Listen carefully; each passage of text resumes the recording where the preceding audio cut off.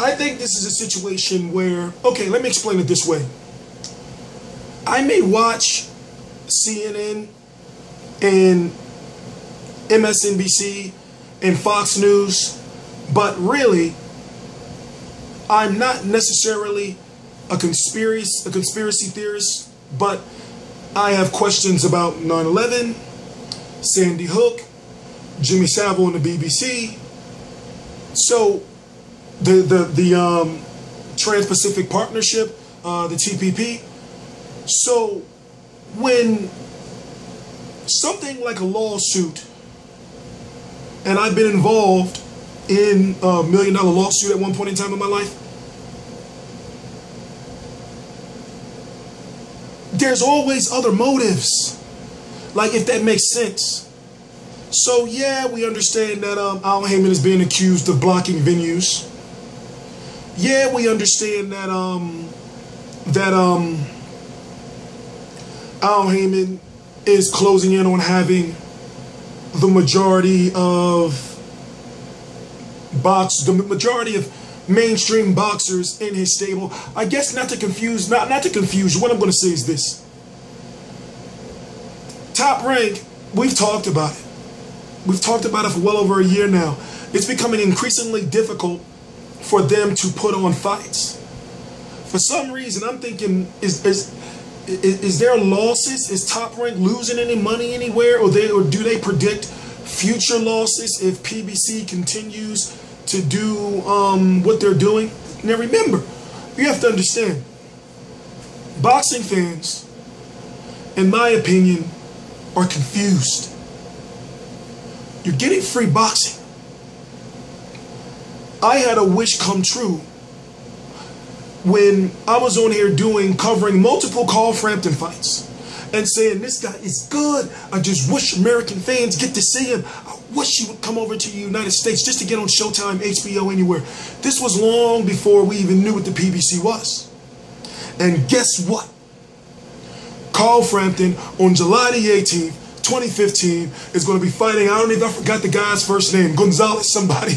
You know, no disrespect, no disrespect, but what I'm saying is this: where would boxing be without PBC? We know that PBC, Premier Boxing Champions, they're losing money. They're losing money intentionally for the bigger overall goal. I can understand that because right now, TstreeT controversy is in a transition, but the overall goal requires crawling before you walk. So this is a video where I have to say, okay, I don't like the guy. I don't like the fact that the guy's so secretive. I don't like it. But at the same time, it's no better way I could say is that we're getting free boxing. When it comes to this lawsuit, is he really blocking venues? How is he being allowed to block venues? Oh, also, right now, July the 2nd, 2015, it's around 10 p.m. or so. Now, listen to this. Listen to this. I'm going to read a boxing scene article by Rick Reno. The California State Athletic Commission has denied any and all claims of investigating and or documenting any findings which indicate manager advisor Al Haymon was maneuvering to sabotage the events of his competitors in California. The internet erupted several days ago when scribe Ivan Goldman penned a piece with Commissioner John Fearson of the California State Athletic Commission regarding Haymon's business practices in California. In the article, Fearson alleged to have said Haymon was holding up dates at the Forum and Staples Center. We took that away. We're the commission. We could stop it, and we did. Fearson also added in the article, when I was a youngster, gangsters ran boxing. Blinky Palermo and those guys. Now it's a different crew in ties and suits, and they go around the law.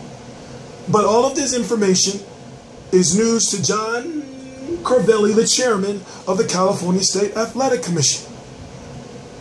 Multiple sources have advised BoxingScene.com that Fearson is denying some of the items which were attributed to him. Remember, it's saying some. Specifically, that he indicated that Haymon and or Haymon Boxing was busted for illegal practices. I'll post the link in the description box. I am TstreeT Controversy with RealCombatMedia.com, and I cover every single major fight live. And we're doing it live. Thank you, Haymon. You know, I remember there was a time a little over a year ago, where there was a lot of outrage with fights like Danny Garcia versus Rod Salka, outrage with Adrian Broner versus Emmanuel Taylor, outrage with Adonis Stevenson versus Andres Fonfara. I remember those days where I was noticing Haymon Boxing at the time was signing up fighters like every other day. Me being smart and educated, I said, wait a minute, something's going on.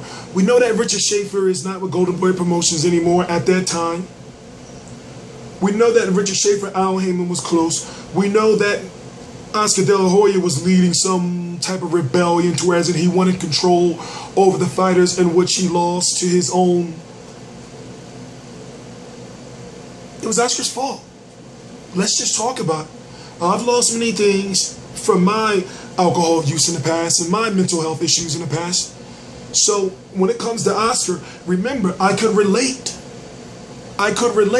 But at the same time, while he was out drinking and doing all, some of those images I can't get out of my mind. Like that one where he got the cup and he looking back, oh, damn it, Oscar. But anyway, getting back to what I'm saying, while he was out doing all of that, he could have had a leash on Haymon, or at least tried to. How long before Richard Schaefer shows back up? Some are saying September he'll be back. Some are saying August. He'll be the official speaker for Premier Boxing Champions. Just like when I was so critical of Haymon last year, I remember I stopped and I thought to myself, this guy's signing up all these boxers. I started noticing that he started hiring, and I was getting into my deep investigative journalism. I started doing, so much research on the man. I know a lot of things that people, probably don't know themselves, but it makes no sense what I just said. But I noticed certain maneuvering of certain things. For example, once I saw that image of Robert Guerrero posting a picture of him next to a Haymon Boxing sign, then I went and started, somehow I stumbled across a Haymon Sports, Haymon Boxing website. Long story short, I guess, I knew that something major was planned. Now, when I say boxing fans are confused, in this world today, you got to be innovative. PBC is losing money by giving us fights free on TV. They're losing money. So let me think of a scenario or an analogy to where, imagine if, and I'm going to go back to the old days when I was a kid. I forgot who made the toys, but if I was receiving, and I was a huge Power Rangers fan, if I was receiving free Power Rangers every week, like one week I got the Red Ranger, the next week I got the Yellow Ranger, the week after, I got the Blue Ranger, and that company's losing money, I'm going to be like, listen, I don't know where these toys are coming from, but I love it, keep it coming. So when it comes to boxing, ask yourself the deeper questions. With all these boxers, the Danny Garcias, the Keith Thurmans, top of the food chain, Floyd Mayweather, even if whether you love him or hate him, Andre Berto, you know his name, Jose Zito Lopez, Adrian Broner, Sean Porter, and the list goes on and on. Jamel and Jamal Charlo with the twin brother Charlos. Would you know who these boxers were if it weren't for Al Haymon? Will guys like Peter Quillen be walking away from $1.4 million paydays and dropping the title just to know, well, I'm going to make this money back with smart management, in the right fights? I didn't like it. And don't get this twisted. I don't like the fact that Haymon fighters don't fight outside of Haymon fighters. I don't like it. But at the same time, looking at the overall goal for boxers is to maximize profit, to make their name bigger, and to keep us, the fans, entertained. Now, PBC ratings may not be as good as they're supposed to be, as far as, what is it, like 2.5 or something like that million for Broner versus Porter. Adrian Broner never fought in front of 2.4 or 2.5 million people.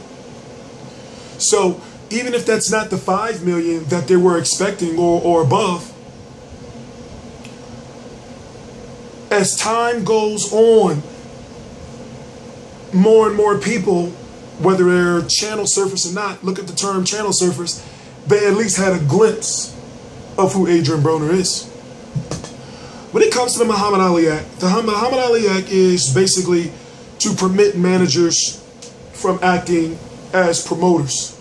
Al Haymon is advisor. But also,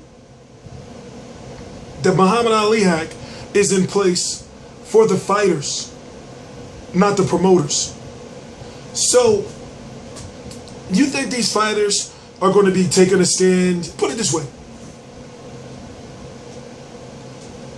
The good for the sport of boxing outweighs the bad. You think these fighters like Keith Thurman, even though they may be a little frustrated sometimes, or Peter Quillen, or Danny Jacobs, or Paulie Malignaggi, you think that they're going to go against Al Haymon when these guys are making money that they likely probably would not have been making if Al Haymon was not around? When I look at the situation Golden Boy Promotions is in, I can understand their frustration. I can completely understand. But now is the time is when you have to be innovative. Me, even on YouTube, you have to always be innovative. You have to always keep doing something. Because if you get stuck in your ways, the new ways will, the ways of the future will pass you by. Al Haymon and his partners saw a vision like, yo, let's put boxing back on free TV. And we've learned that they have a vision of not making money in the short term, but making money in the long term, but not making money in the short term.